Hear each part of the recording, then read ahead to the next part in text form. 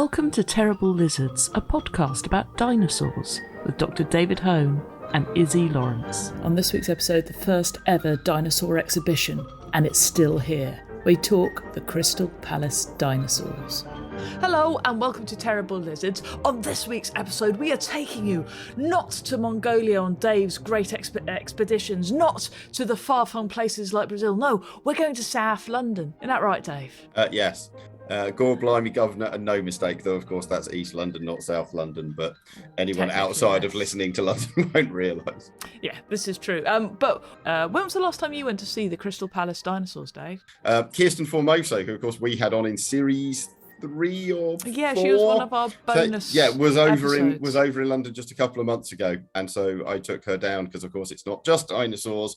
There's plesiosaurs and mosasaurs and other aquatic-y things down there too, as well as some mammals. So yeah, I was there July, something like that. Nice. That's way more recent. I haven't been down there since I think 2018. I went down with Helen Zaltzman and we took photos of each other, you know, by the megalosaur and things like that. It was great. It was absolutely wonderful. And obviously, you know, people don't know about the Crystal Palace dinosaurs as much as you'd expect them to. I see it as like one of London's big attractions.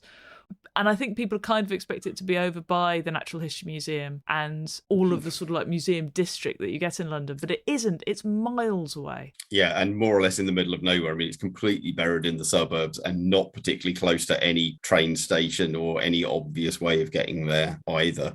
And that makes even within London, it's fairly hard to get to. So for people outside, it's not easy at all. But if you are a dinosaur fan, you're going to want to learn about this because this was like the first representations of dinosaurs as real animals, as a scientific exhibition for the public. And turtles and amphibians and mammals as well. I mean, it's the whole kit and caboodle. This is the origin pretty much of representing bones as living animals. So we thought we would get a man who's written a book about this. So Mark is an expert in Crystal Palace, its history, why it's there, who did it, and when they did it, which is ages ago.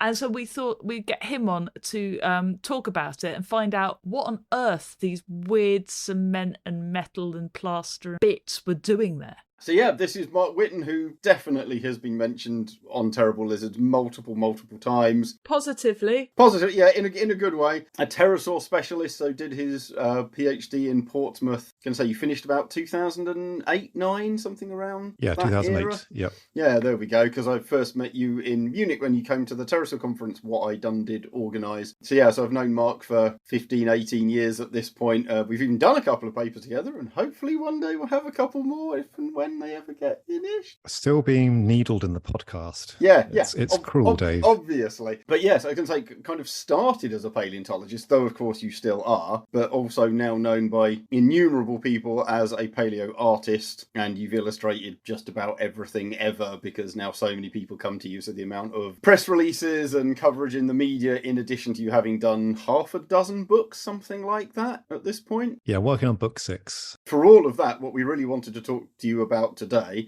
among other things, of course, is your most recent book, and therefore also your historical research on the Crystal Palace dinosaurs, because we talked about them a bit on here, but I don't know that much about them, and they're obviously incredibly cool historically and scientifically and from science communication and other things that both you and I, and hopefully our listeners and possibly even Izzy, are interested in. Well, thanks, Dave. That's a very open question. I guess I'll just start talking now.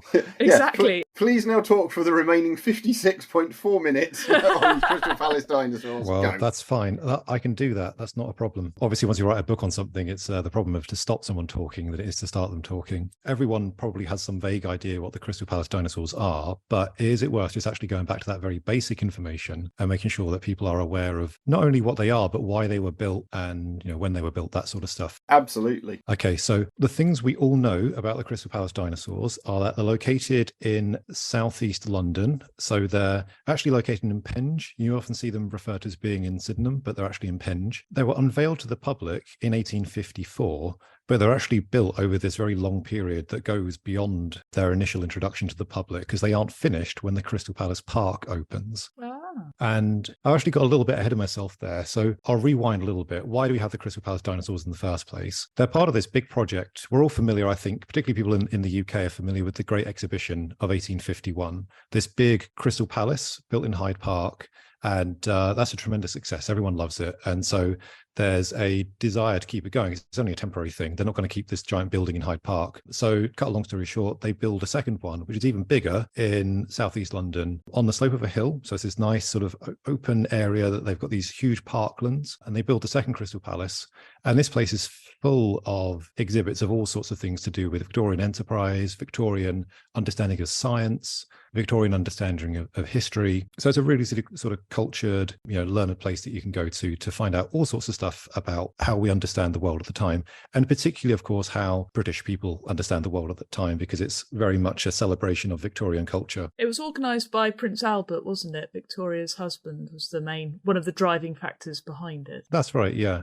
There was a lot of, very high level pushing for this. It was, well received from the guys who were going to the initial Great Exhibition right up to the sort of, as you say, to royalty. Everyone was so blown away by it. My favourite fact about the Great Exhibition, it's the first time that you get female public toilets in the UK. Oh, really? Yeah. It was a great way, from a feminist perspective, which I know this podcast is all about, it was the best way of controlling women, was that if you can't go to the toilets away from people's houses that you knew, you're basically trapped at home. So you're trapped within a certain area. Once you start to have like women's toilets which wasn't really until the 1910s, that was real female liberation, because they didn't even have them at train stations and stuff. Wow. Yeah. I did not know that. So there we go. That's what we should be talking about. We should be talking about the evolution of women's loos, not the evolution of dinosaurs and the history of dinosaurs, etc. So obviously, that's the most important thing that I now know about the Crystal Palace. Yeah. But as a side note, they also decided to build some dinosaur sculptures. The reason being that, as I mentioned, there's lots of historic recreations at the Crystal Palace. And when I say recreations, I mean that specifically because they're not building exhibits as we would build them today, where you have your artifacts and you have your specimens. You go, look at this thing that was recovered from a tomb in Egypt, and it's half broken, but from what we can see, it shows us this. What they're doing is they're going, no, this is what ancient Egypt looked like. So here's a giant statue. And here's that tablet that we found, but it's the full thing. We've remade the whole thing. And you can see how you would take the jump from that. If you're showing things that are a few thousand years old, why not start going into millions of years old and build a bunch of dinosaur sculptures? And so in 1852, this is what people begin to do. We don't actually know who came up with the idea, but the consultant for it was Richard Owen. He was actually the second choice. I love the way you say his name. Oh, well, Owen's a controversial Richard guy. Owen. Oh. I don't really have a dog in the Owen controversy. Are you sure? No, I mean, he's clearly he's not a model human being, is he?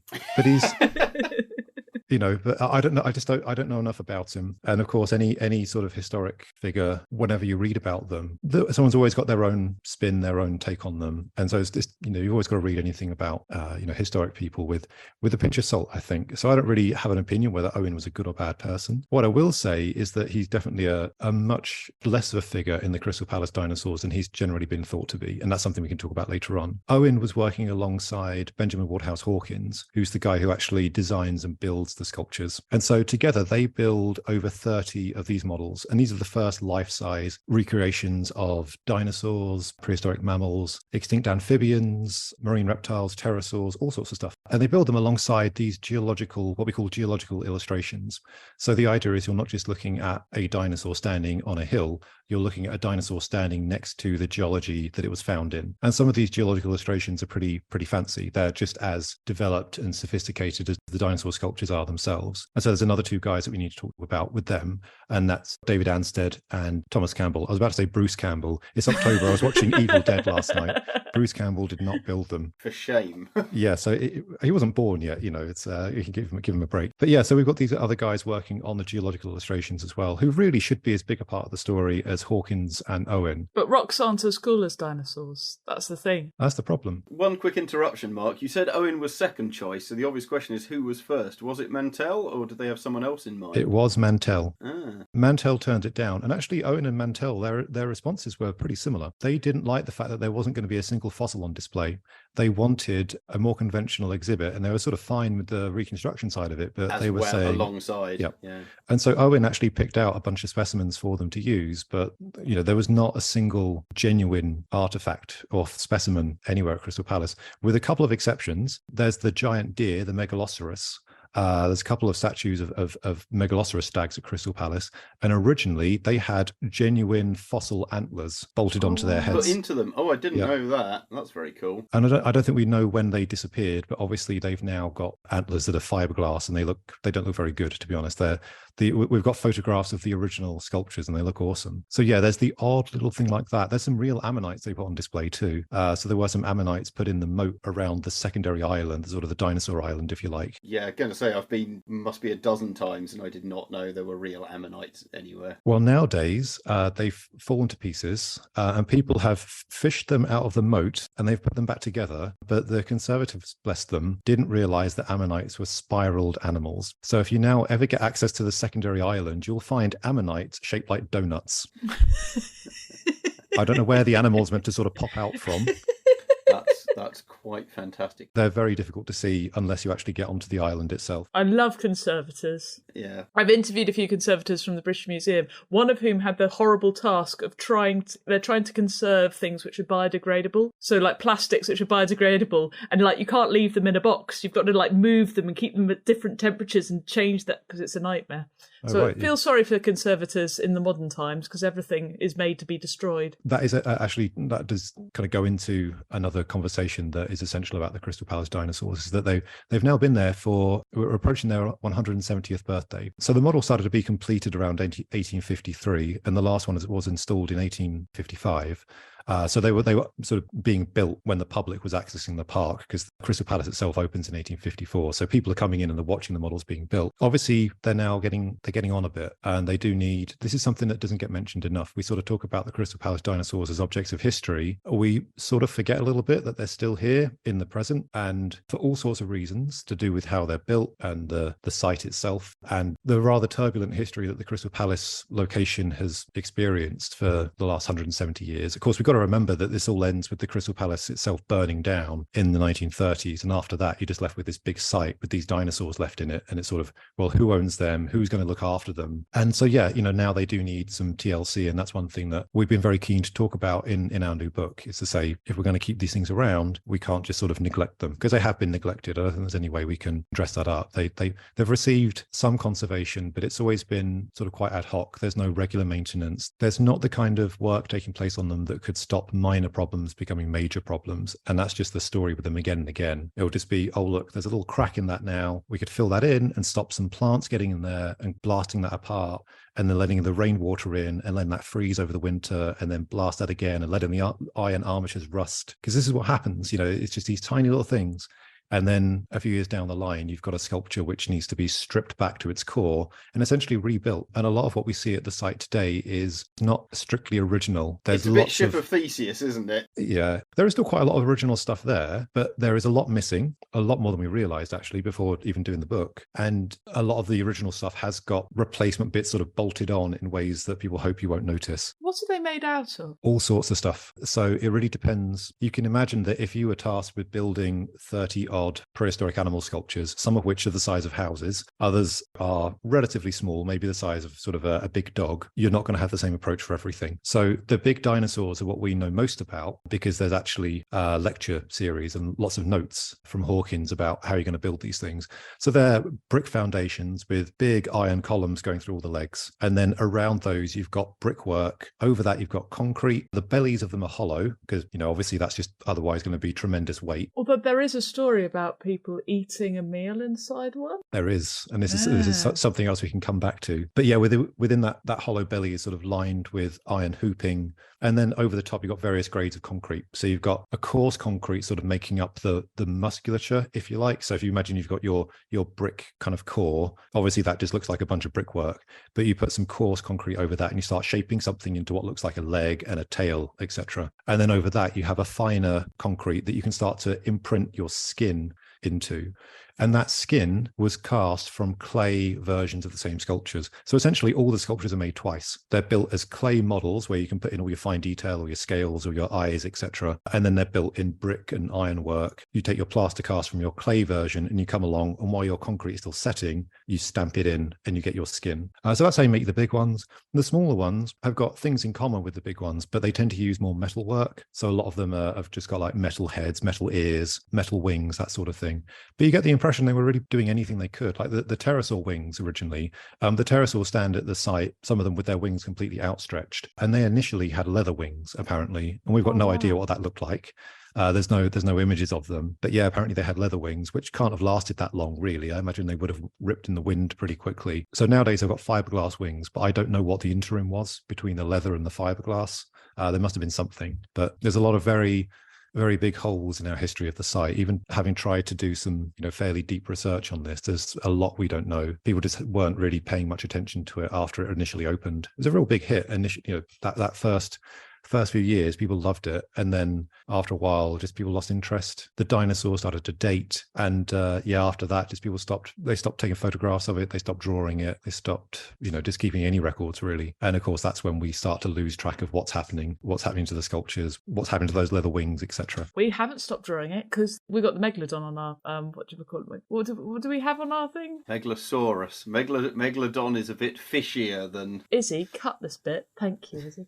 We've got the Megalosaurus on our logo, which is lovingly drawn. So were they, when they were made, the state of the art? Were they the most accurate that they had, or had already they started to date? No, they were really good at the time.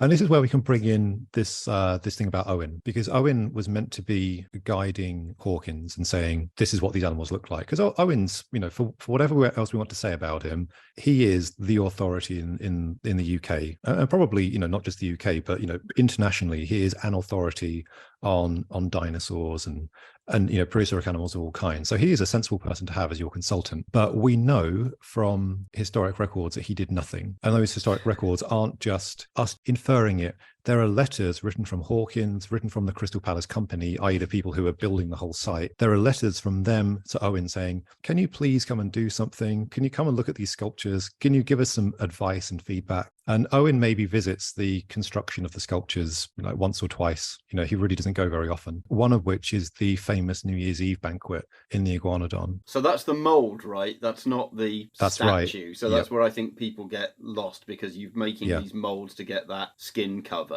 And so the dinner is in effectively a bigger thing as well, because it's the outer mold of the inner shell. So we should talk about this, because this is an exciting thing. We'll get back to how up to date are the dinosaurs in the moment. We'll put a pin in that. The dinner in the Iguanodon is a fascinating little story. It's a very typically Victorian eccentric thing to do, and it's all a massive PR stunt. It's arranged very quickly at the last minute. I think the invitations go out a week before New Year's Eve, and of course it is the New Year's Eve banquet, 1853. So the invitations go out to and about 20 something people reply to say they're going to come. And we don't know, that there's slightly conflicting numbers, but it's over 20, between 20 and 30 people. I think what's happening, as you say, Dave, it's the clay Iguanodon inside the workshed that they're going into. And if you look at the illustrations of the banquet itself, you can see it's also got the plaster casting around the bottom. And I think that's one reason you can sit inside it, is because it's being reinforced from underneath. I think if it was just the clay, you wouldn't be able to do that. My suspicion is they've obviously built their clay Iguanodon, they've cast it in plaster, and now they need to get rid of it because it's enormous and they need to build other things. And so it's Christmas, New Year's Eve era in 1853. We're going to destroy this thing anyway. Let's all get drunk in it first.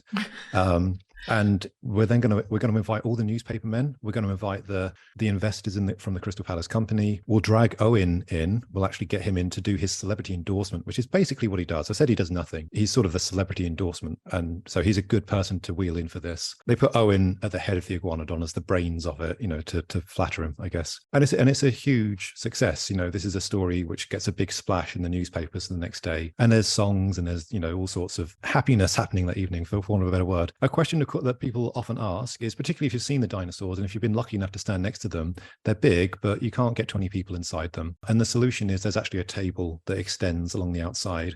And so it suggested that maybe everyone was inside the Iguanodon at one point, but that might have been, let's all squeeze in because it's a daft thing to do, and we've all had a bit to drink, and we'll have a toast in here, and then we'll go back to our, our seating areas. So some people are definitely sat inside the Iguanodon, but a bunch of other people are sat on an adjacent table. Yeah, the drawing I've seen has got like 7 or 8, 3 down each side and Owen at the end, and that's pretty much it. And then there's obviously a table with a lot more people kind of below them. It does imply, though, that if the table's extending outside the Iguanodon, that there are some people like under its bum. Not quite, because there's platforms around the Iguanodon itself. And this is another reason. There's been some controversy about where is this banquet? Is it inside the clay one? Is it inside the brick and concrete one? But by having this inside the clay Iguanodon, inside the workshed, you've got the sort of the workshed infrastructure to work with. You've got steps and platforms and things that you could move around to put next to this. So everyone's at the same level. Everyone is eating at the same level. The table is sort of extending out onto a platform next to it. One of the people who's really confused us most is Hawkins, because he did very well out of the Crystal Palace dinosaurs. They basically made his career, and he likes to talk up this event of dinner inside the Iguanodon. And so lots of drawings that he does of it are from a couple of decades afterwards, and he sort of he stretches the truth quite literally, because the Iguanodon just gets bigger and bigger and bigger, and so he can fit more and more people inside it. It's fisheye lens, that's all it is. Yeah, exactly. Yeah.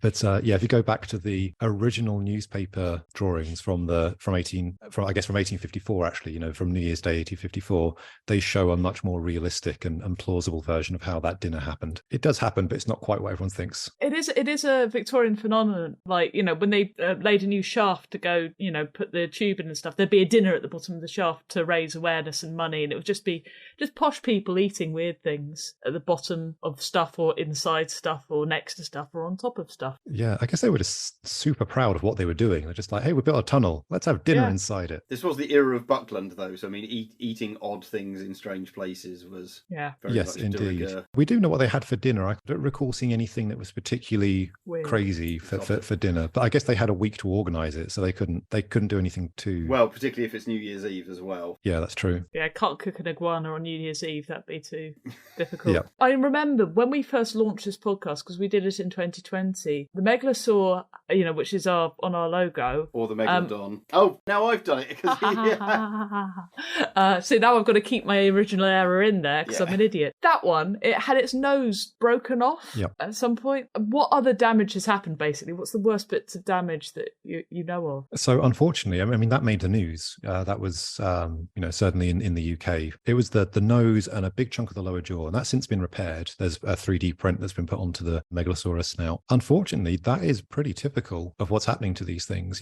Snouts, jaws are being broken off, whole heads go missing. Pterosaurs have lost their wings more than once. Yeah, exactly. Whole sculptures have gone missing. And one of the big revelations, if you like, of doing this project is we've all been pretty happy that there were 32 sculptures, because we know that there's 30 sculptures in the park today, and then there's 2 small pterosaurs which went missing at some point in the early 20th century. We don't really know where or why. I wasn't able to confirm them for the book, but I have heard rumours that they were used as target practice at one point. Just to go back, and you can correct me if I'm wrong on this, but when we talked about, things that have gone wrong and things that will go missing, some of that is they're horribly old concrete that haven't been looked after properly and things just fall off and disintegrate. And some of it is almost certainly drunk gits wandering into a park late at night and just kicking chunks off statues. So some of it is very much accidental and some of it is very much deliberate. Yeah, absolutely. I mean, you've hit the nail on the head there. They're not only concrete, but they're because they're made of, as we've already mentioned, all these different materials, and the interaction of them with one another makes these unpredictable ways of methods of decay.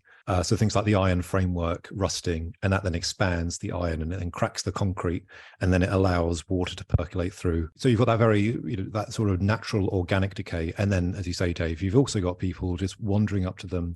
They're on an island. Most of the sculptures are on islands. Some of them are on the mainland, but most of them are on an island. But that moat has got silted up. It's another thing that is meant to be maintained, but it's just got full of soil and plants and things in there. So even when it looks like it's got water in it now, it's not particularly deep, and people just wander over. And I've been there in summer when there's been a proper heat wave, and it's just you could just walk across it because there's just no water in there. Yeah, and so people walk across it, and that they'll just climb on the back of the sculptures, and no regard. I mean, they should be they're museum pieces. If you had them in a museum, they'd be behind glass, or there'd be proper barriers and things around them. But because they're outside, people just don't have the same respect to them, I don't think. And so the damage that happened to the Megalosaurus that made the press, because the Megalosaurus is a particularly iconic, as you guys know, it's the mascot of your podcast. That and a chicken. Well, chickens are also fine. I'm on board with chickens. I've got a greyhound here, but there's chickens in the garden. Yeah, so that made the news because it's a big famous sculpture. But the little mammal sculptures, the geological illustrations as well, everything is just sort of decaying and falling apart. And there are restoration efforts, but they are incredibly expensive, and they need obviously specialist people to be doing this. You can't just go up to it with some polyfiller and a bucket of Dulux paint and fix things up. You've got to do it properly. I'm sure that's what people did in the 60s, to be honest, though. Well, yeah, we actually know the earliest record of conservation is from about the 1950s, and a lot of their conservation work was A, not particularly well documented, and B, made a lot of changes to things that we're still learning about and that have altered the appearance of the sculptures quite a lot. So, for instance, they've got 3 plesiosaurs, the long-necked marine reptiles, and one of them is a thing called Plesiosaurus macrocephalus, which, as the name implies, has got a big head. And to look at it, you go, it really looks like it's got the same size head as the other plesiosaurs. And that's because that original head fell off, and in the 50s they replaced it with they just got a cast of one of the other plesiosaur heads and dumped it on there. And that's not really sensitive conservation, is it? Ideally you should have been recreating the original head.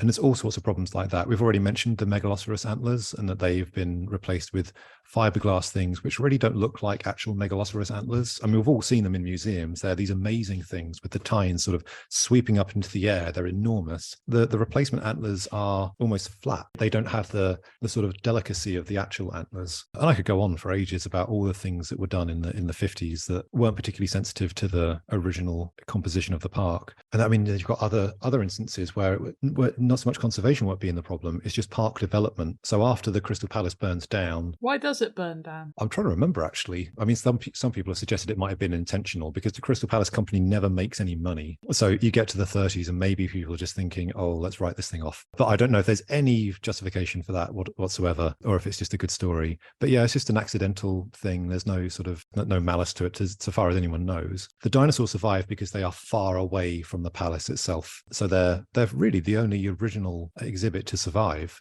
There's bits and pieces, none of which is, I've got to say, like from just walking around the park itself, all of the remnants of the Crystal Palace project, none of it is being particularly well looked after, in my opinion. There is a museum that looks after some bits and pieces of it, but there's all sorts of things out in the park itself which are just being left to, exposed to the elements. I just feel we could be doing a better job of looking after this thing. Small bit of family history. So my family, on my dad's side of the family, is from West London, so a very long way away from Crystal Palace even in a straight line. And according to my dad, so I never knew my grandfather on that side, but my grandfather saw an orange glow in the sky and worked out the direction and the size of it and said Crystal Palace has burnt down. Yeah.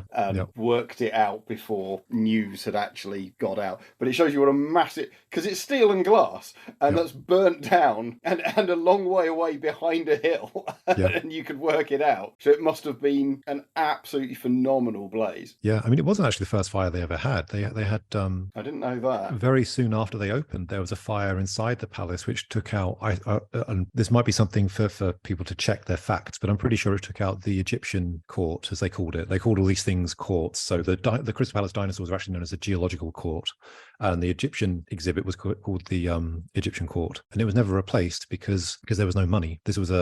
It was very roughly adjusted. It was something like £160 million to build the whole Crystal Palace site, but it just never made much money back. I think by the time we get to the 1930s, I think it has just about started to turn a profit, a very small one. but it's, it's basically in debt for its entire history. Hence why there's no maintenance. We know that the dinosaurs start falling apart as early as 1870 because Hawkins returns from the US. He has a big career over in the United States. He comes back to Crystal Palace and he goes to see his babies basically in the Geological Court. He writes a letter to the Crystal Palace company going, they're falling apart. Can I come and help? You don't even have to pay me for it. Just pay for the materials for me to patch them up. And then they don't let him do that. But we know that, because talking about things going missing and models going missing, we know that the Crystal Palace company they themselves weren't particularly sensitive to what the Geological Court tried to be. And this is actually a great springboard to talk about the vision of what the Crystal Palace dinosaurs were originally how they were meant to be displayed. And actually it goes back to our earlier question about how cutting edge was this science. So the Geological Court, you've got the geological components and the paleontological components. And the way they are laid out is that you can walk through time. So you've got all of the root representations of older rocks, some of which are real rocks. They are sort of Devonian age rocks that have been shipped in from all over the country. So you've got, I mean, you do actually have some stuff from Devon, I think. Do we have stuff from Mississippi and Pennsylvania? Not quite that far. No, they have got Carboniferous stuff. So you have got things like coal seams up from that have been dragged down from Matlock, and you've got other bits of Carboniferous rock brought in from the Midlands. You've got things brought in from Dorset to make Jurassic cliffs. So you've got chalk brought in to make chalk cliffs. All these are arranged. So as you walk through the park, you can go, oh, so I'm now in what would have been known as the primary strata at the time, as opposed to the Paleozoic. And then you get to the Mesozoic, which is where the paleontological sculptures begin. And you go, oh, now I'm in the secondary sculpture. And of course, as you walk past them, you're going through, there's the Labyrinthodon, which is sort of Triassic amphibians. You start with them, and then you walk through marine reptiles, which are lower Jurassic, up to Upper Jurassic dinosaurs, and then you've got the Cretaceous dinosaurs. So it's quite a sophisticated arrangement. Everything has got a place, and it needs to be in that specific place for this arrangement to work. And we know that from this letter that Hawkins wrote when he got back, in the 1870s and looked at the site for the first time in a few decades, we know that the Crystal Palace company had started to move things about. And so they took the Ice Age sculptures, they took the giant deer, the Megaloceros, and they moved them over to the Carboniferous coal seams. And so just in case people aren't, completely up on their geological column, that's taking something from a few thousand years ago and moving it back to about 350 million years ago. Before we had things that could digest trees. Yeah, exactly. There's putting a deer in the Carboniferous is pretty out there. Big error. It's getting into Precambrian rabbit territory. I mean, not much, quite, yeah. but it's not far off. The Carboniferous rocks that they put the deer on top of, they actually had a little lead mine built into them. So they simulated what it's like to go inside a mine, because the idea of the geological display wasn't just to go, look at these cool animals, look at these cool rocks. It was also to point out that geology was integral to Victorian culture, because this is what gives us coal, it's what gives us steam, what gives us there's ironstone next to the coal seam. So there's a very nice description in one of the Crystal Palace Park guides, which describes how when you're looking at this display with its coal and with its iron, it's sort of saying the train you arrived on was built from that iron and it was powered by that coal. And so the lead mine that they simulate is all part of that. They're saying this is important to our economy and it's important to our society. So possibly they dump the deer on top of that to draw attraction to that particular part of the site, but we don't know. All we can say is that sort of cave mine thing that they built, that eventually gets filled in, and all that's left of that Megaloceros that gets moved there is a single hoof that gets found in excavations around the turn of the 21st century. People are digging that out and they find one hoof. So that's all that's left of that sculpture. And so I can't remember if we mentioned, but 7 sculptures go missing overall, and we don't know where and when this happens. So you've got that Megaloceros that goes missing, the 2 small pterosaurs. We have a rather sort of tapir-like sculpture of a thing called Paleotherium magnum. That disappears. There's a rather complicated story around one of the mammal sculptures that's called, at the time, it's called Anopletherium gracile. It's basically like a very small camel. An Optotherium gracile? Anopletherium gracile. Anopletherium gracile. Yeah, but nowadays it's got an easier to say name, which is Zipherdon. Oh, Zipherdon. Yep. Everybody knows a Zipherdon. Who doesn't love a Zipherdon? Exactly. Zipherdon's great. No one has drawn a Zipherdon in like centuries. No one cares about that anymore. When these things were built, these mammals, which today look quite unremarkable to us. So things like Anoplotherium, there's two species there. One of them looks sort of like a big dog crossed with a deer. Zipherdon just looks like a little camel. At the time, these things were really important, cutting edge discoveries, but they're not the most spectacular of fossil animals. And so they're a really big deal in the 1850s. But after that, people just tail off because they're like, oh, look, brontosauruses. And the dinosaurs do distract a bit from these unremarkable mammals. Anyway, I'm getting distracted. The Zipherdon, there is one left at the site today, and it should be, in terms of the sequence that we've described, it should be in the Eocene rocks, i.e. it should be about sort of 40 million years old. At some point, it was moved up next to the Ice Age mammals, and we don't know why, and we don't know when. And it's sort of been hidden in plain sight as a Zipherdon, because everyone just looked at it. It's next to the giant deer, and people went, oh, look, small hoofed mammal next to the deer. It's a baby deer. And writing the book, I should mention my co-author. We've been talking for ages. I haven't mentioned my co-author in this book, Eleanor Michelle, who's she's the chair of the Friends of Crystal Palace Dinosaur charity. And Eleanor was looking at this thing and she said, it doesn't look like a deer. Like just all the anatomy of it doesn't look like a deer. Once you mentioned that, I thought of some old historic images of the workshop where they built these things. And there were some sculptures in there that I couldn't place. There's a whole group of these things, which now that I was sort of looking at them with new eyes, it's like, oh, they look like this little baby deer thing, but there's 4 of them and they're all in different poses. And then you realize that, oh, wait, they're not baby deer. They're Anoplotherium gracile or Zipherdon, whatever we're going to call it. And there were 4 of them. And then when I checked out old guidebooks, it said, go and see the 4 Anoplotherium gracile. And it's sort of, oh, wait, so there were 4. Now there's only 1. It's in the wrong place. And there's no record of any of this. Who's nicked a load of Zipherdon? Who Exactly. needs 3 Zipherdon? Where have they gone? I'm thinking it's nativity. So nativity needs camels, right? Small one's portable. You can put that up by your church. Was made of concrete, yeah. Yeah. I want that to happen now. I want a Crystal Palace Dinosaurs nativity scene. That is the best idea. Well, you're the palaeoartist. You could draw that on a Christmas card. That'd be lovely. Just do it, Mark. Problem solved. You could, in my copious free time. But obviously it's exciting to discover the fact that there's 7 things at the site that we didn't know that were there. That is a fun thing to make any discovery is nice. But then you think, oh no, that's really worrying. You've literally discovered something that we don't have. Yes, yeah, and that we probably had. So in some cases, some of the sculptures that went missing were at some point sort of after 1958, so relatively recently. The sort of thing that there might be people alive today who remember going to see those sculptures that don't exist anymore, but it exposes how bad the record keeping has been. I think that record keeping has been poor despite general interest in the site. I mean, it's something that as a dinosaur obsessed child growing up, these things are mentioned in books, they're featured in documentaries, and I think as people interested in paleontology, you just sort of think, well, they're just always going to be there, they're just part of the fabric of our culture around dinosaurs. But actually once you start learning about them, you realize, gosh, there's a lot we don't know about them, and there's a big conservation risk to them. Happily, we do know a lot now because of your book, and you may not want to try and sell it, but I certainly will. So yeah, Mark has a spectacular hardback book out on all of this stuff that he and Eleanor have put together, and it's not just the history side of things and the science side of things, which you might expect, but there's all kinds of archive photos, and then Mark's done loads and loads of art illustration to go alongside it. And it's worth mentioning, Mark mentioned the Friends of Crystal Palace Dinosaurs. So yeah, they are like the main charity body holding it together, because as he said, there's this kind of uncertainty over who owns everything, and of course the council don't want to put literally hundreds of thousands of pounds into rescuing something that is just going to be a further financial burden on them. But obviously people just can't cough up that kind of money, and the charity has done enormous work, and Mark's been there and I've been there, and I think Darren Nash has been down there, and a whole bunch of other people have turned up to do various charity events and try and get people to put their hands in their pockets. But this book is part of that, so if people want to buy the book, and I think you can get it on Amazon among other places, is the vast majority of the money for that, because effectively they didn't get paid for doing it, is going straight into supporting the work to both directly pay to look after these things, but also for obviously further campaigning to try and get them rescued. And I think that's really worth emphasising. And I think it's one of those things that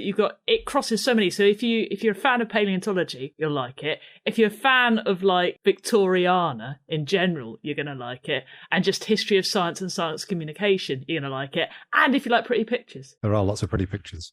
we wrote the book very much from the perspective of treating the site like a work of scientific art, or paleoart, I guess, in particular, because I always felt that was the right way to look at the site. It is basically the first giant paleoart project. And so if you are a paleoart fan, if you like learning about historic paleoart and understanding why things look like how they look, then this is definitely a book you're going to want to check out, because it is the middle chunk of the book is just me nerding out over Crystal Palace dinosaur stuff and going, why does that sclerotic ring, or like the bone around the eye, why is that visible in the ichthyosaurs? What on earth was Hawkins doing here? Why is it visible in the ichthyosaurs? Because it should be visible everywhere. Yeah, so this is an interesting thing. Obviously, so for anyone who's listening who isn't sure what we're talking about, the ichthyosaur sculptures at Crystal Palace, they've got the enormous eyes that ichthyosaurs obviously should have, but they've also got very visible bones in the eye, the sclerotic ring. It's sort of like a pineapple sort of ring of bones around the outside of the eye. And all dinosaurs have those, don't they? Yes. Even modern day chickens and stuff have them. That's right. Yeah. It's only a few groups of animals that don't have them. So mammals don't have them. Living amphibians don't have them, but fossil amphibians did. So yeah, we're among the oddballs for not having them. Ichthyosaurs, they're particularly big, and that's how we know their eyes are so big, because they're basically bolted onto the front of the eyes. As you say, Izzy, it's weird that ichthyosaurs show them and the rest of the animals don't. It was thought that they were something to do with protecting the eye from waves. So people thought that they were like externally visible, and because they're so big, it's like they're doing something, they're armoring the eye. But they also thought they were translucent, so it wouldn't be a problem that they were like on the outer surface. Which bone famously is. Of course, yeah. I mean, I guess if it's really, really thin. In which case, it's probably not very good armour. Yeah, this is a Buckland idea. So, maybe he came up with this between eating various exotic animals. At the time, did we think that fingernails were made of bone, or did we know about creatine back then? So you could argue that fingernails are translucent, and if you think those are bone, then... Yeah, who knows?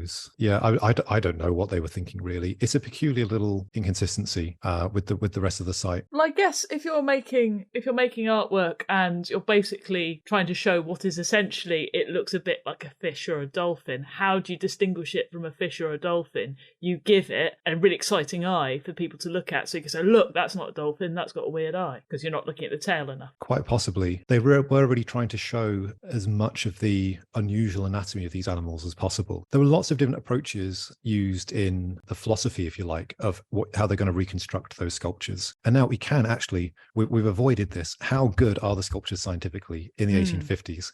Started answering this and then we got distracted for like 40 minutes. 20 minutes, yeah. Well, we talked about eating lunch inside one is very important. Sorry, exactly. New Year's Eve that is an important conversation to have. So they are really, really cutting edge. And so things like the translucent eye skeletons and stuff doesn't make much sense, but it's what people were thinking at the time. The ichthyosaurs on their flippers, if you look at them closely, you'll notice that they've got lots of sort of scales and sort of a very rugose appearance. This again was based on contemporary science. This is what Richard Owen thought flippers looked like. And we mentioned that Owen didn't really do very much. And I think what Hawkins was doing is he was reading everything that people had said about these animals. He's going to all these different authorities. He's going to Owen as an obvious source, but he's also going to Mantell, he was going to Cuvier, he was going to Buckland.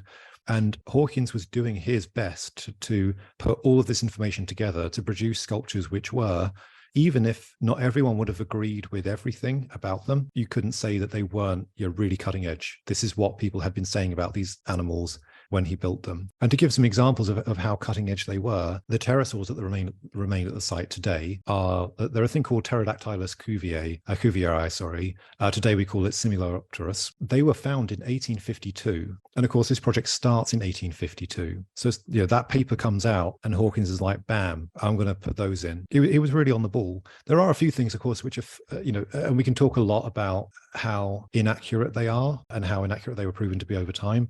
I always think that's the least interesting observation to say about the Crystal Palace dinosaurs, because of course they're inaccurate. They're 170 years old. If they weren't inaccurate, we would have been doing a really crappy job for the last 2 centuries of science if we haven't moved things along since then. I was just going to say, my favourite accuracy, which I hadn't seen, so I have been on the island a couple of times when I've been doing these PR events for the Friends of the Crystal Palace Dinosaurs. So there's a mosasaur, it's a big marine reptile, like the one, frankly, in Jurassic World, so that people know what we're talking about. But a model of that, like on the margins of one of the islands. And the old route there was to walk basically across a little culvert to get to it. And if you get down close to it and basically stick your head in its mouth, you can see they've modelled the palatal teeth in place. And these are almost impossible to see and it's in its original position. These are almost impossible to see from the mainland where you're supposed to be looking at it from. God, there's a horrible sentence. But they put them in. And, that's the kind of thing people miss on models now of animals like that. And they modelled it even though you pretty much can't see it. Yeah, they did the same thing for the Labyrinthodon. Did they? Because I haven't got up to that. Yeah, one. 2 of the Labyrinthodon sculptures have got the teeth in there too. They've got the curly teeth, yeah. Yeah, and you can just about see them if you're on the mainland, if you know where to look, and if you sort of get down really low, get down on your knees, you can just about notice them. I mean, the quality of them was amazing, to the point where there is some question as to were they meant to be viewed from afar, or were they taking people onto the island to show them off? Because, I mean, the pterosaurs are a good example of this. The pterosaur necks are made out of metal, and they've got structures which they're meant to be scaly, but they look a bit sort of feathery. But I think they're just trying to put some details onto the scales. But they are, we show this in the book. We've got lots of nice close-up photos of them. Just the detailing on that scalation is incredible. I've got up close to them, and it's really nice. And you can't get anywhere near them from the mainland. No, just some of the small details on them is really mind-blowing. And things like the Hylaeosaurus, which we haven't mentioned. So Owen, when he coined Dinosauria, was done for Iguanodon, Megalosaurus, and Hylaeosaurus, this armoured dinosaur. And the island has all 3 of them. Mm-hmm. The Hylaeosaurus faces away. It's like pointing into the bushes, which is always an incredibly weird decision to me. But if people were actively allowed there, that would explain why you wouldn't have it facing out of the island and onto the path. It's an open question as to why that Hylaeosaurus faces away from people, and I think there's a couple of points to make which are relevant to that. It's the only dinosaur that isn't baring its teeth. It's the only dinosaur that's not smiling. Oh, it's the sad one. It's the sad one. Well, it hasn't got a head anymore, so that's... No, it's got a fiberglass head. Yeah. That fiberglass head is really good for something that was put together in the 70s. It's really, it's starting to show its distinction from the concrete a bit now, but for the longest time, you couldn't tell it was a replacement head. But as you say, Dave, now it is pointing into the bushes. Those bushes weren't there when they went. That whole island, that you've got to remember, the whole landscape of this place was manufactured by people. There wasn't a big lake there. There wasn't an island. All the plants and things that are there today and are now quite big and mature, they didn't exist. They haven't been planted yet.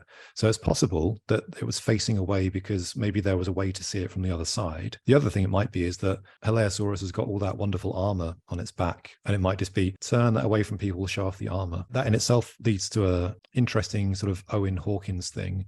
There's a whole bunch of stuff that Owen, if he'd been doing his job properly, would have disagreed with. The Hylaeosaurus armor being one good example of that. The Hylaeosaurus at the site now has got the midline row of big spikes going down, sort of from the neck to the front third of the tail or so. Dragon-like. Yeah, exactly. It does look quite dragon-like.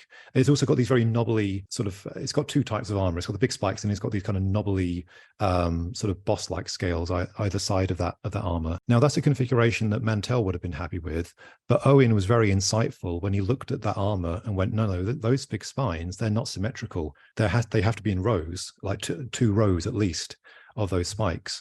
And of course, he's right. That we now know that Hylaeosaurus and similar ankylosaurs have got those big spines coming out of their necks. And there's lots of examples of Hawkins differing from Owen in those regards. The most famous one is actually the Iguanodon horn. So everyone knows that, it's probably one of the most famous things about Crystal Palace is the Crystal Palace dinosaurs, is the Iguanodon thumb spike gets put on the horn. Gets put on the face as a horn. There's actually 2 horns. If you get up close to them, there's a big one at the front and then there's a smaller one behind. And so that again is a Mantell interpretation that he would have been very happy with. But Owen knew that that was a claw. He knew that that thumb spike, he actually thought it went on the feet. And I don't know why he thought it went on the feet. I guess we've got to remember that Owen thinks dinosaurs are quadrupedal. So when he says they go on the feet, he's not necessarily thinking about the hind limbs or the forelimbs. He's just thinking it goes on the feet somewhere. Everyone's got a spike. Maybe you think there's 4. Yeah, exactly. Yeah, he may well have thought that's the case. He may well have thought Iguanodon's got like lots of big spiky claws on its hands. Bottom line, whatever Owen exactly thought, he wouldn't have put it on the face, but Hawkins did. One thing we go into a lot in the book, because no one's looked at these things from that paleoartistic angle before.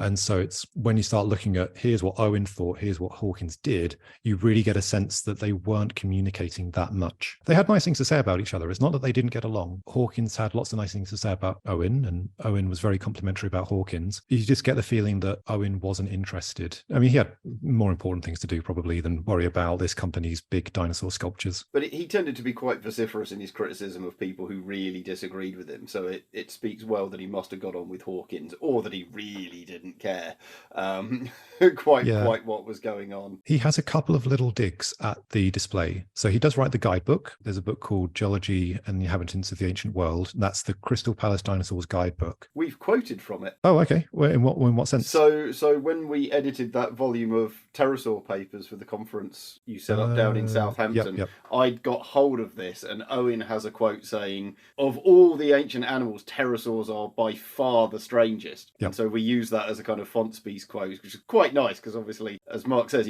Owen was basically the king of ancient animals. And so for him to say, oh yeah, your research group, they're the weird ones that are really awkward to work on, we thought was quite a nice, and obviously talking about British stuff as well in a British conference, it was quite a nice little thing to include. I'm glad you remembered that, because that's completely gone out of my head. But yeah, so Owen's guidebook is pretty slim. It doesn't mention half the stuff that's in the display, but he does mention when he disagrees with a few bits and pieces. So he'll say that the horn on the Iguanodon is conjectural, and the labyrinthodon, the sort of reptile frog things that are meant to be sort of giant salamanders is what they should look like. He just says, yeah, they're basically speculation. We don't know what these things look like. He's not nasty to anything that Hawkins does, but he doesn't hold back when he just looks at stuff and is like, yeah, we don't really know what's going on with that. Here's the official guidebook of things I was supposed to be in charge of and they're wrong. It's quite a strong take, isn't it? Because it's all but admitting you didn't do it. Well, there's some stuff in that guidebook which is repeated in other documents, and so you have to wonder. And I've got no direct evidence of this, but my own reading of the guidebook is that it starts out quite strong when he's talking about. He doesn't mention any mammals. He starts talking about the Cretaceous stuff. So he talks about mosasaurs and pterosaurs, Iguanodon, etc. But then as he gets towards he goes back in time. So he starts in the younger rocks, moves towards the Triassic. And you get the feeling that as he moves on, he's just getting more and more bored. And he gets to the Dinosaurs, which are the geologically oldest sculptures in the site. And it's just like the most generic information. And it appears in another manuscript of his pretty soon afterwards. And I wonder if he just goes, oh, whatever, no one cares about Dinosaurs. I'm just going to take this bit of text I've written about them here, and I'm going to put it in this book, and then my job is done. Because the sections just get shorter and shorter and shorter. And if you've marked any student coursework, you recognize this. It's like, here's when you were enthusiastic, here's where you were losing interest, and here's where you were just finishing this off so you could hand it in. I think anybody who's done any student coursework knows that feeling. Of course, that's true. Thank you so much for doing this, Mark. What's your Twitter handle so people can follow you on Twitter and that sort of thing and check you out? You're probably on Instagram and stuff. I'm pretty basic with social media, actually. So I'm just my Twitter handle is at Mark Witton. So just my name. And that's Witton. There's no H. You always find a H in there somewhere, but there isn't. It's not a Witton, it's just a Witton. It's just a Witton, that's correct. Excellent. And that's the best place to follow me. I do blog as well at Mark Witton's blog. And you've got a Facebook page? I do, yeah. So I'm on Facebook as well. But yeah, if you look up Mark Witton Palaeoart, there's content there as well. Well, thank you so much for being on Terrible Litters, and thanks for telling us all about the history of the weirdest park. I mean, it is still odd. If you've never been, go. It is an incredibly weird thing to find because there's not much else around there to go look at either. Well, because at the time it would have been fields, and then of course the London suburbs have just built up around it. So now it's a park deep in the suburbs, and even the site of the actual Crystal Palace, they've never done anything with it. So there's this giant flat open area with actually just a TV aerial on it now, and a set of beautiful ornamental steps that don't lead to anything, and some tennis courts, and that's it. It is a slightly strange, as you say, like mix of things. Because it's not like a normal place we go where there was a castle that fell down and you can at least see the edges of the walls and the moat, and it is a beautiful set of terracing up to just a flat concrete plinth with nothing on. It is bizarre. But like I say, the most important fact you need to go away with is that the original Crystal Palace in Hyde Park is the location of the first female public toilets in the UK. Thank you very much. And on that note, there you go. A massive thank you to Mark there. And it would be really interesting to sort of, if we had images, if somebody somewhere, there was a photographer who did take pictures of all the original, exhibit there, and you could look at them. It is a real surprise when you think back to, okay, obviously digital cameras have been a game changer with phones, and all the rest of it. But, even back in the 40s and 50s, cameras were expensive and not that common, but they weren't that rare. And this is a major part of a landscape and a major visitor attraction to which huge numbers of people went over the years. It is odd how few photos there are. You would think a few more people would have trucked over there and taken some nice shots. And maybe they did it, they just never appeared. But I'm surprised there's as little as there is. Especially when you think about, in the Victorian era, there was a postal service 5 times a day and postcards. Everybody sent postcards. It was before emails, yet there are no postcards. Yeah, also a surprise of a major London landmark. And, and again, we've talked about this, it's not like dinosaurs ever really dropped in popularity from 1850 onwards. So, yeah, it is bizarre. Anyway, well, if you're ever in London, please do go look it up. Crystal Palace Dinosaurs. They are incredible. And until next week, we better say rawr. So after 3, 1, 2, 3. Rawr. Rawr. Thank you for downloading this episode of Terrible Lizards. For extra content, become a patron on patreon.com/Terrible Lizards. Dave's book, The Future of Dinosaurs, or How Fast Did T-Rex Run, is available to buy now. Do check out Izzy Lawrence's other podcasts and books by visiting iszi.com.